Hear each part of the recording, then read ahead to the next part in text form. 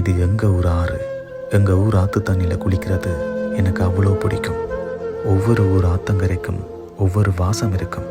அதுலேயும் எங்கள் ஊர் ஆத்தங்கரை வாசம் இப்போ கூட எந்த ஊர் ஆற்றுல குளித்தாலும் என்னால் உணர முடியும். சின்ன வயசில் நண்பர்களோட ஆத்தங்கரையில் போட்ட குளியல் எப்போ நினைச்சாலும் மறந்து போகாத. வீட்டில் இருந்து கொண்டு போன சாப்பாட்டை நண்பர்களோட கொஞ்சி குழாவி சண்டை போட்டு சாப்பிட்ட நாட்களை இப்போ நினைச்சாலும் பசி மறக்கும்.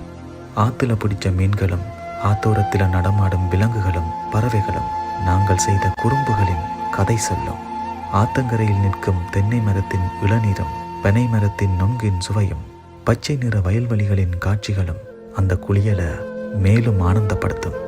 அதை விட ஆத்து பக்கம் பொல்லுண்டி நடந்த அப்புமாரும் ஆச்சிமாரும் இப்போ உயிரோடு இருந்தா எங்கட கதைகளை எங்களுக்கே காவியமாக சொல்லுவாங்க.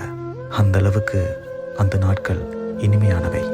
ஆனால் இப்போ எங்கள் ஊர் ஆத்து பக்கம் நான் சின்ன வயசில் கண்ட முன்னைய சுவடுகள் எதுவும் இல்லை.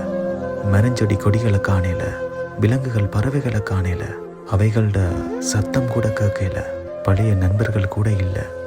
நொங்கு முளனியும் குடித்த நான் இப்போ அதே ஆத்தங்கரையில் கள்ளும் பியரும் குடிக்கிறேன். அந்தளவுக்கு எல்லாமே மாறிப்போச்சு. வெளிநாடு என்றாலும்